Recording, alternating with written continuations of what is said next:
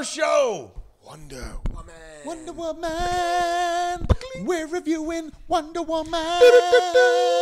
Today on Fat Man on Batman.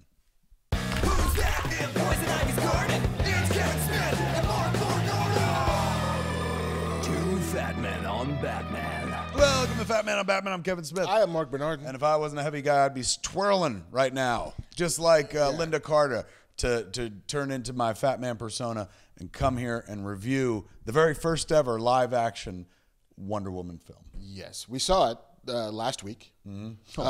How novel. We're going to review the movie having seen it, as opposed to the other way when we review the movie sight unseen and go, I don't know, crap. Like really, the back half of that movie was a pile of shit. Why did they bother? This is not the case of this movie. As I mentioned on Twitter, and I mentioned in the last episode of Fat Man on Batman, we were at a screening. Mark got us into a fan event screening that Warner Brothers held. Warner Brothers has been having a lot of fan screenings. They've been ginning up as much enthusiasm for this movie, and not that they needed to work very hard. No. This is a flick that a lot of people have wanted to see for a long time, including the woman in our screening. Lights went down just for the credits rolled. She yelled out, "I've been waiting my whole life for this." And that set the tone right away. There was no discounting the number of people who've been wanting a Wonder Woman movie for their entire life. And no discounting that their gender is also not mine. Like, I've gone into a movie theater many times and had this experience. I look up on the screen and I see somebody who is a male and he's doing heroic things and he's putting on costumes that I know from the comics, and I'm thrilled and I'm satisfied. And, you know, I'm not looking to identify because I'll never do that shit, but like, you know, I know what that feels like. Every movie I've ever seen almost across my entire life, I can look at the main character or one of the main characters and be like, all right, I can identify on some level. Yeah, you don't have to do that extra work to find your way into a movie. The movies are made for you. And there have been many movies like, hey, what about fucking Star Wars, Princess Leia? Of course, there have been movies where there have been strong female role models or strong female heroines. Guardians of the Galaxy, Gamora is one of them right there. But there's but a handful of movies that exist in this zone, in the action, pulp, genre zone, that are formed around a female character, around which everything else revolves, around which the narrative serves, around which the world bends. And yeah, you can almost count them on one hand. And that's why we went to see Ghost in the Shell. Oh no, that wasn't it. What? We went to see Wonder Woman. This is a huge event. If you're a DC Comics nut, great to see. That's, you know, if you're a guy, you're like, oh my God, Wonder Woman finally on the screen. And they gave you a Wonder Woman that didn't look like the TV Wonder Woman, who was wonderful for her era, but they gave us a Wonder Woman in the movies that looks like the Wonder Woman from A, the comics, and B, the cartoon. So for the first time, you're seeing her soar in the air, use a sword. Well, I mean, we saw her use a sword in BVS and stuff. I guess she did a lot of these things in Batman v Superman. Yeah, but I mean, I remember that being one of the most exciting parts of Batman v Superman. Like, holy shit, that's Wonder Woman. Her and she's...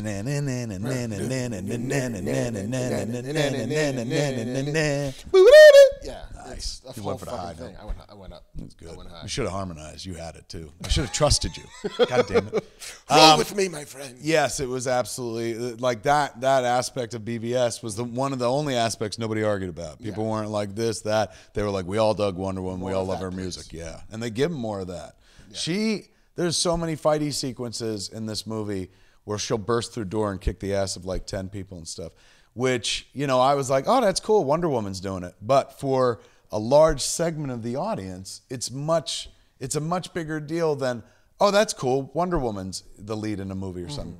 It's somebody looking up and being like, as the lady said for the movie, I waited my whole life to look up on the screen and see my character, the one I identify with, like writ large and unleashed. And I'm not going to say thank God they waited, but like, now that they have waited, they can really serve that character in the digital age. The action sequences were phenomenal, and Patty Jenkins, who directed, not really known for like Monster. You know, I mean, she's not like, and Monster's not known for like, remember that amazing action sequence? No, it's like she directed Charlize Theron to an Oscar, which is, you know, not like it's the hardest thing in the world to do, but it takes skill and deftness and talent. But you're absolutely right. That's not the person you're like, you know who I want to roll my $200 million superhero movie on that director. They're smart to do it, though. Not the least of which for the reasons, hey, you got a movie called Wonder Woman. You better have a woman directing it. 10 years ago, 20 years ago, probably wouldn't have been the case. Nope. But more importantly, you got Academy, as Mark pointed out, someone who the Academy even favors, like, this is a legit filmmaker. So they trusted her with $200 million, and she gave him an action movie. Better than any action movie I ever could have fucking given him, I'll be honest with you. I watched that flick. And I was like, wow, that sequence is fantastic. That sequence is fantastic. The movie ends with a giant, like, Snyder-esque action sequence in the dark with things flying and stuff like that. But even that fucking looked good. Like, Gal Gadot. Like, you know, I remember when they first cast her, there were a bunch of people online going, she's too skinny. Shouldn't Wonder Woman be, you know, Amazonian? I thought she was wonderful. I thought she really nailed it. Like that was a surprise for me too. I mean, and I liked her in the Fast and the Furious movies, which is the only place I'd seen her before this. never seen it. But she's really charming. I Yes. mean, yes, she's beautiful. That, you know, whatever. Like you're not casting anybody in a movie like this who's not beautiful. So let's just put that aside. But she's really charming. Yeah. You know, when she smiles, you absolutely understand why people respond to her. And Chris Pine, who has always been one of my favorite actors since I guess I saw Smoking Aces is where I first saw him when he kills Ben Affleck and makes Ben's dead body talk. I was like, this guy's one to watch. And then, of course, has been an amazing Kirk. I'm not going to say he steals the show, but he is their secret weapon. Yeah. Because he gets to be the audience. He is Tom Hanks in Splash. He is all of us going, this never happened before. You know? Yeah, like he gets to be the audience who understands why you follow Wonder Woman into battle, why you rally behind her, and he's our avatar for that sort of thing. And they have a lot of fun fish out of water stuff between them. Like their comedic scenes are really wonderful. Yeah, I mean, and that is one of the tonal shifts from this movie compared to, you know, Man of Steel or BVS or whatever, is that there's a legit sense of humor to this. And it's not like dark humor. It's not like grimacing humor. And it also doesn't feel like, oh, fuck, we had a test screening and everyone thinks it's too sad. Let's put some jokes in. Like, it feels like it was organically part of the process from the start. Like him falling in love with her is crucial to the way the story works. And so you have to show us that. You have to build that relationship. And that's the way they do it. Like, yes, they're both impossibly beautiful, but they're also really charming together and funny together. And you get why they respond to each other. Themyscira is beautifully depicted and whatnot. And they did stuff that, like, you know, oh my God, I don't think I ever thought about. Like, how it is unseen to anyone passing by in the fogs. And then, like, when the dude puts his head through the force field, like shit like that was kind of cool. They did a different origin story than I'm accustomed to. Right. So, okay, spoilers. Yeah. Spoilers. Lots of. Spoilers. 5, 4, 3, 2, 1. She's a woman. We didn't know. I don't want to spoil it for you. Yeah. And also, they're all gay. Yeah. Well, there is reference at one point where she has a conversation with Chris Pine where she's like, you know, we concluded a long time ago that men are necessary for procreation but not pleasure. Right. Which to me was like, that's the fucking, on the down low, that was her saying like, oh, I've come before. Yes. Oh, well, we understand reproductive biology. We don't need it here. Yeah. And also, there's nothing you can give me that's any better than what we're getting back home.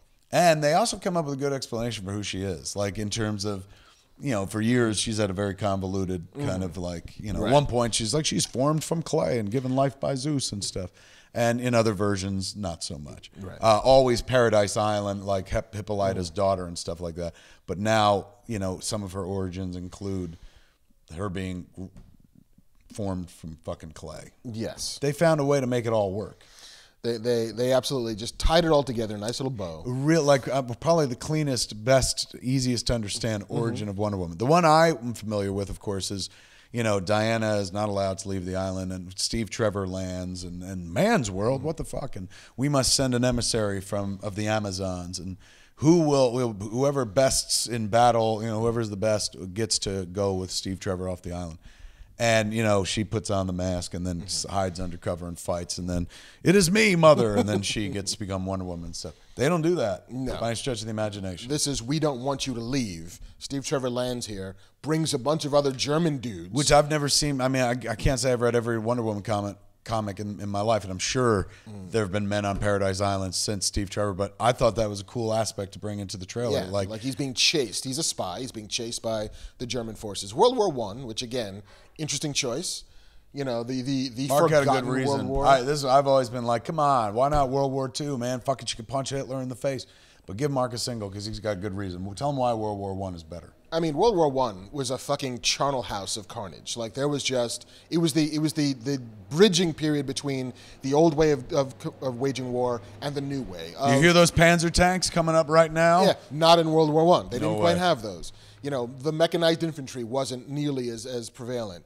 they had artillery and they had gas, but they were still marching into battle without camouflage. They were still bayonets. bayonets. They were and still like literally warring each other. there were still like the commanders of battalions would be on horseback because that's the way it felt like war used to be done. And so this was the turning point for how efficiently you could kill a vast amount of people. And so putting Wonder Woman into there, like old world, new world, you know, dawning of realization about what it means to be human and what it means to commit yourself to an ideal, World War I works really well for that. And also, we just saw Captain America be the hero of World War II. I'm imagining that DC was like, they claimed it. Let's go back to the war nobody talks about anymore. Yeah, the forgotten World War that's never in movies. And you're absolutely right. It's like who is she if not a comic book superhero that's like, punch, be good. Right. You got to get in close for that kind of shit. And World War II was about, let's put more distance between us and the enemy, so to speak. They didn't quite have, the war at sea was not what it was. The air war was not what it was until World War II. So it's still, if there could be such a thing as an innocent war, or at least the loss of innocence war is what World War I was. Was No Man's Land a real thing? It really was. There was, a good... Maybe that's why they chose it. Someone somewhere was just like, wouldn't it be great to see Wonder Woman crossing No Man's Land? Like trench warfare, like there's 100 yards between the German lines and the Allied lines, and nobody could cross because it was just this blood field of you popped your head up, you got your head shot off. And that, for me, was the most amazing scene in the movie, for any number of reasons. But the symbolics of, a bunch of dudes hunkered down, afraid to get out of no man's land. Everybody dies. It's called no man's land for a fucking reason. And she just sheds her cloak, and for the first time you see the armor, and she climbs up a ladder in slow motion. And the armor, but, the rest of her is like skin. Yeah. So there you are in this bleak, you've seen it in the trailer. Yeah. They sold the movie on it. It's such a powerful image. I hate it. There she is climbing up the ladder to the battlefield, wearing just her armor, carrying a sword and a shield, and like taking artillery gunfire. It's breathtaking. And it's the turning point of the movie. It's the, oh shit, here she is doing what she's born to do, and all the guys behind her were afraid, are like, she's taking all the fire. Like she's distracting them. We can flank. We can do things because she's here. This would not work if not for Wonder Woman. It's been glassy. And it's a great sequence. And I mentioned on Twitter, there's a moment in that movie that made me cry, and that's it. And it's less because, yes, it's very well executed and she's really good in it, but what that means, if I'm an 11-year-old girl, if I've ever been an 11-year-old girl and I've never seen this before, it's an immensely powerful moment. Yeah. And it's fuck that. You don't even have to wait that long in the picture. Watching the Princess Bride leap into the air, go backwards, and fire 3 arrows into fucking dudes with guns who are like, oh shit. Watching the Amazonians, watching Hippolyta jump off her horse and fucking slaughter 2 dudes. It's the beach sequence is fucking phenomenal. And they give it to you early in the movie. They're not hiding it. No, when I saw the trailer, I was like, oh, they must. At the end, they get to Paradise Island, they got to defend it and shit. In the first 15 minutes of the movie, they have a war on the beach where you watch Amazons go fucking crazy. In broad daylight. Oh, yes. Nothing in the dark. That's really cool. You rarely see that in a comic book movie. Yeah. The Avengers, not Avengers, Civil War. The airport sequence. Very well. Marvel's all about daylight. Like New York is going to get destroyed at noon. Yes. So you can see everything. You're catching a 4 o'clock flight out of crazy Airportville in Civil War. But this was, we are on a beach, the sun is shining, and carnage is being waged, and it's awesome. It was what a wonderful sequence that was. The lasso sequence where you actually see them use the was the lasso of Hestius on Steve was wonderful, funny stuff. Coming back to England, the fish out of water story, setting up the God Killer, which, I'm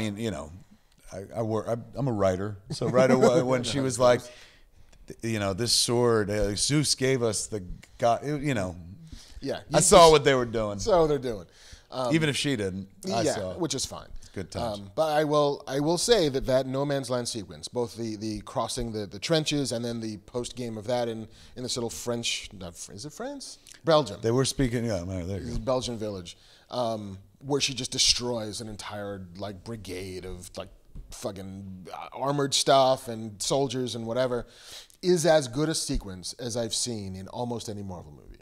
Oh, right on. High praise. High praise from Marc Bernardin, who's normally like, fuck it in its mouth. Fuck it in its mouth. I think it's just shy of like the airport scene in Civil War and definitely just shy of the New York scene in Avengers. But from a solo Marvel movie, like a simple Captain America, Iron Man, Thor, maybe I even see what you're saying. maybe Maybe even not a Guardians. team movie, but maybe not a definitely. team movie where you get the holy shit, it's everybody.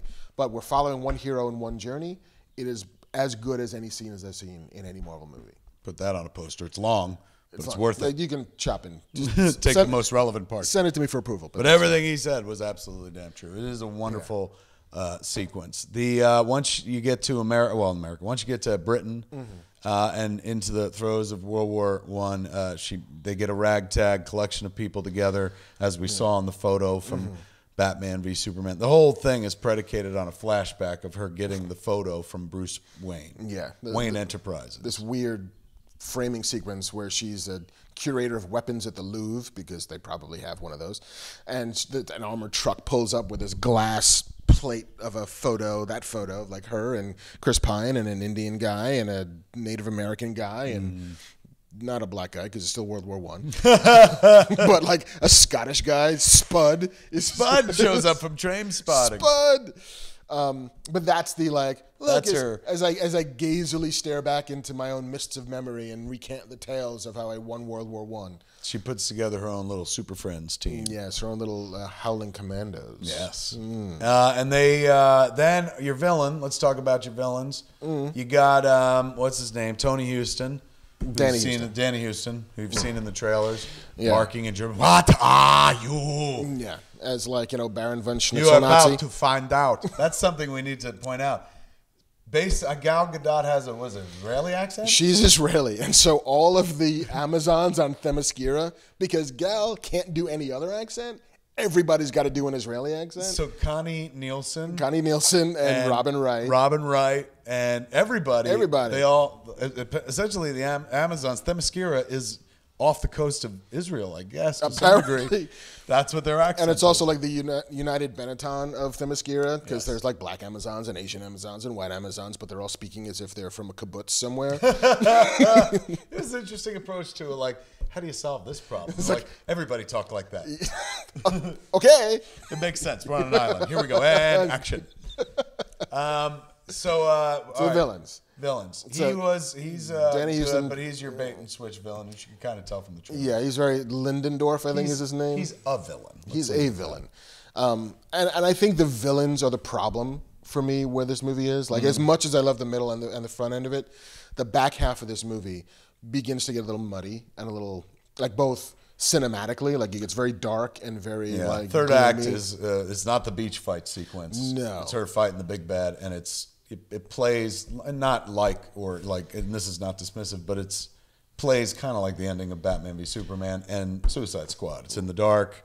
Right. There's a bunch of people, and there's floating ladies and dudes, and There's there's not a lightning ring of bolts. garbage in the sky. There's not a for ring of once. garbage in the sky, but there is a bunch of atmospheric fire, because fire is cool, I guess. And she can jump and fly and leap and fight at the bad guy. I mean, like, everybody knows who the bad guy is, right? Like, I'm not going to say who is the bad guy, but I mean, Ares. everyone is the knows bad guy. Ares is in the movie. And to be fair, because they're not showing this in any of the trailers or any of the footage that's released. Like, if you're a hardcore comic book guy or girl, and you're like, well, I see her in the outfit, but there are any other DC villains? Yes. And in costume? Yes. Totes. Yes. You'll get your fill of that. Dr. Poison, was that new or from the comics? Madame Moreau? Yeah. I don't know. I'm not sure. I should have looked that up before we started that. My deep Wonder Woman knowledge is not apparently that deep. That didn't sound familiar in the least, but for all we know, maybe she was plucked from Wonder Woman comics. Right. But like the problem for me with the villains is that, Wonder Woman is her agenda is to kill Ares, because Ares is the source of all strife on Earth. And because Ares is there's a war where 25 million people are dying. So she wants to kill Ares. Ares, who we're led to believe is Lindendorf, has no idea who Wonder Woman is. No. So his agenda has nothing to do with your hero. Like, they are not. By witness evidence of the scene where he's like, "What are you? Yes, who are you? Like, they meet for the first time dancing, and then she's trying not to kill him, but he has no idea who she is. Yeah, it'd be a weird scene if she was just like, I'd cut him in half. He's like, Like, why? Who let her What in? did I don't I do? understand. Did I take your parking spot?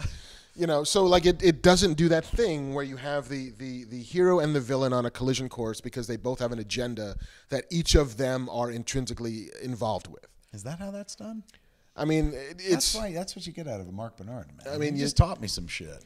So they weave that whole cloth. Yeah. As you got your bad guy wants something, your good guy wants something, then Yeah, I mean, look at Indiana Jones. Is that they both want the Ark. Belloc knows exactly who Indiana Jones is. They meet. They know they're both on the same track in Cairo when Marion dies, and Belloc shows up, and they have that little conversation about, you want to talk to God? Let's see him together. All of that shit. Like, they are both aiming for the same thing. They're both aware of each other.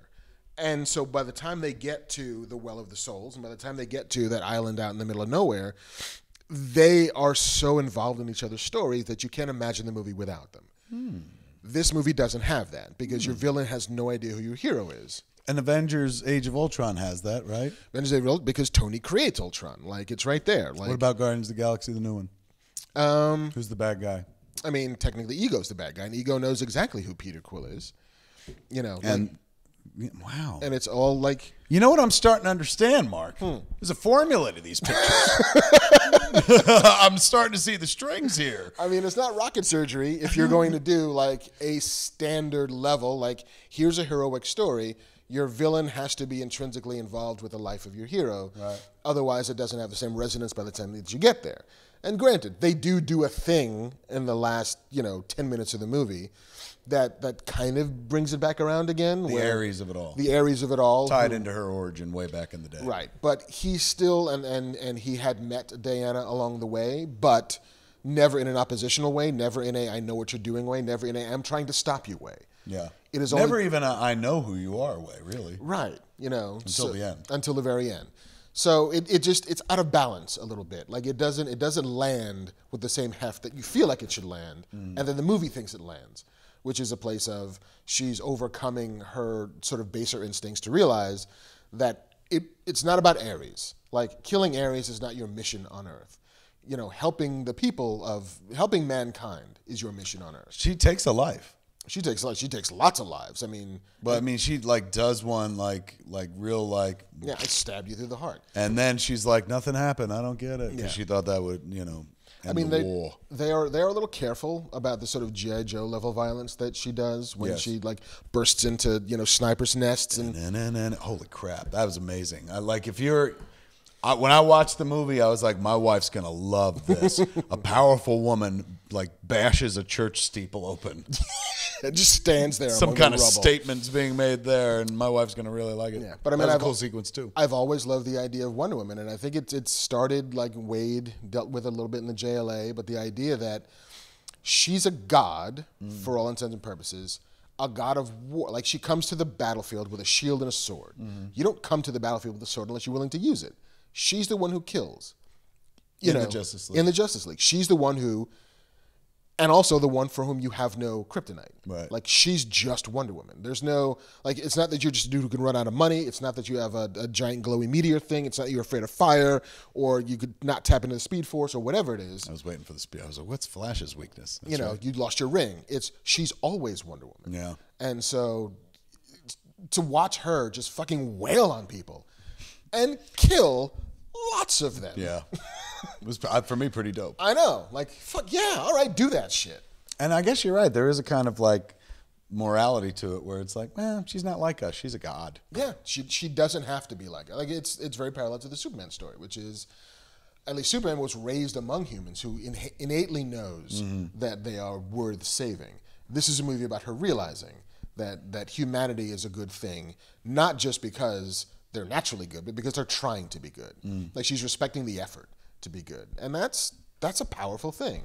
It just, the tail end of this movie just doesn't stick the landing in the way you want it to. I stepped on the dog. Stuck the landing. It was, I was a little disappointed that I could have used a little more DC Universe for me. Like, when our bad guy shows up in his outfit, I was like, oh yes, oh god. On Themyscira, I mean, I realized going in, like, I'm looking, I just want the fan porn. Yeah. I just want to hear the words. I just want to see the images that I've seen in comics or blah blah blah.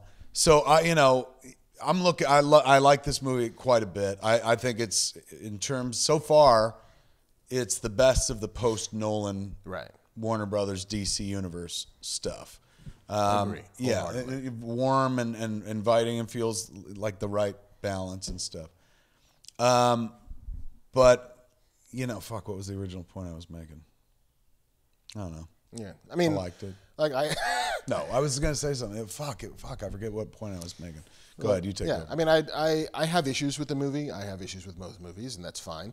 But I feel like, to a certain degree, the fact that it exists is, in and of itself, is noteworthy and remarkable. The fact that it exists will get you over the fact that when you sit through the credits, there is no PSC. Yeah, come on, guys. Come on, do it. I mean, unless that was the thing they were saving for theatrical release. I thought that too. Which Marvel has done before. Like when you first saw Iron Man, They took out that little took out that PS scene. stuff. Yeah. I wonder if there will be a PS scene or something. I'm But gonna right go with now, that. we sat through the credits and we were. A lot of theater did. What? I would say like it felt like 80% of the audience was like.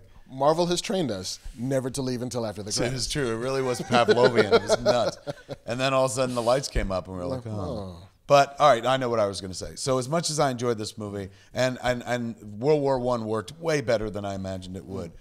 Now I'm ready for a Wonder Woman movie set in current continuity, fighting Cheetah. I know this sounds lame and shit, but I just like that's what I want to see. Like that's when I will know we're in an absolutely normal world where they're like, yeah, we made a Wonder Woman movie where she fought Cheetah. It was one of 5 Wonder Woman movies that we made.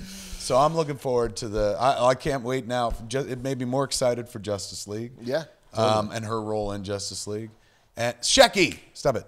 And it made me more excited for a Wonder Woman sequel as well. Bring it. Like at this point, there's no reason for us not to get a Wonder Woman sequel in the way that we never got a Man of Steel sequel. Yeah. Learn from that mistake. Don't Yeah. just be like, because I just rewatched Man of Steel the morning after I watched Wonder Woman, and like they were doing something. Yeah, like before they kind of BVS'd it all and stuff. Yeah, There's still you can still go back and make another one of those. You could like Henry Cavill versus Brainiac movie would be cool.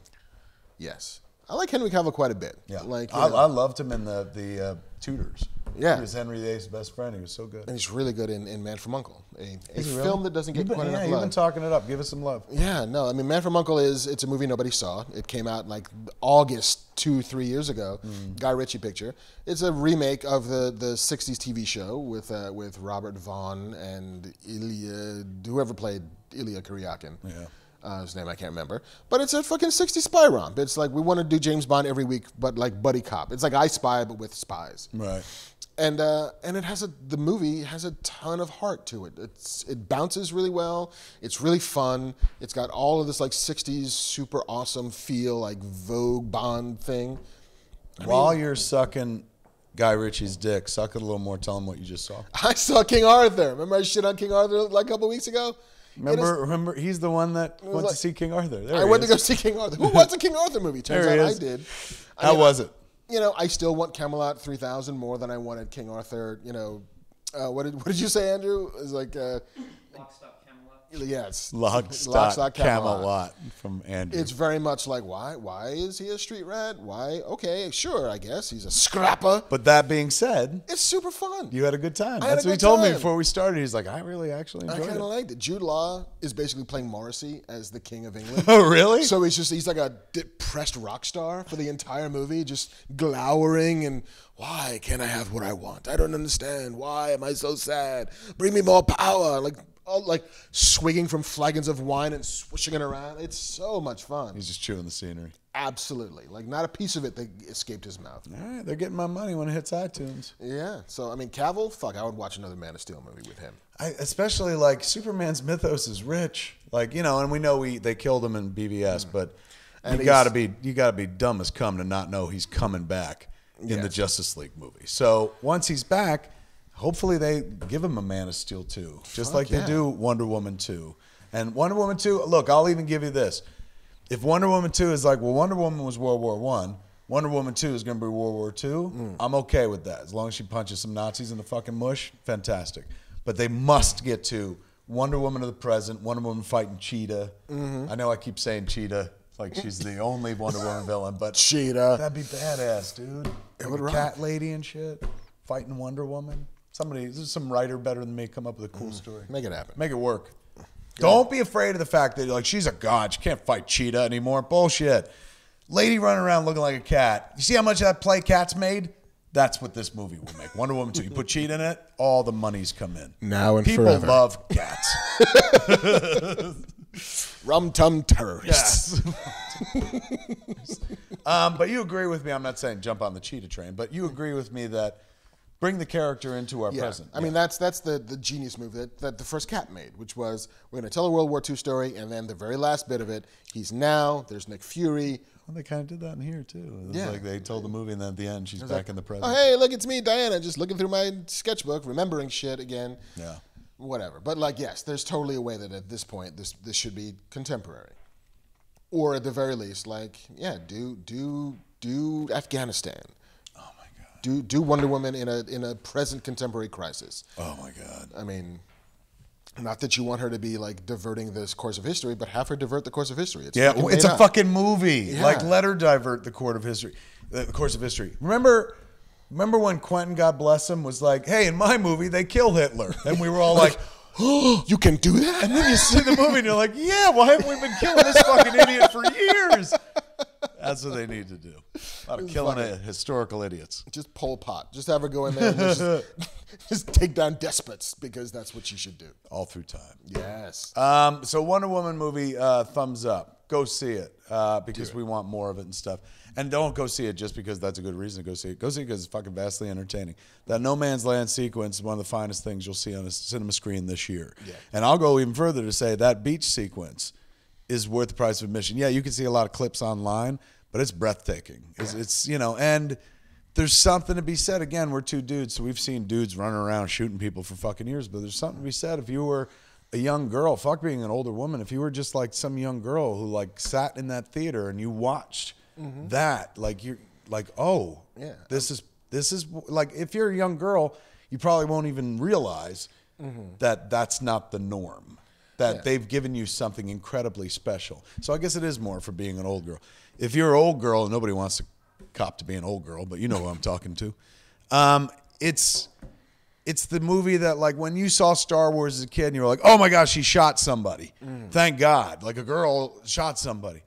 It's like that times 1,000 with her doing every major thing that needs to be done. And yes, Chris Pine as Steve Trevor is there, but I'm not going to dismiss him as comic relief, but he is not the hero of the movie. Nope. And he even does something insanely heroic. Still not the hero. And he's still not the hero of the movie. He is from first to last her flick. And that's something huge, man. Now, and you know what it also means?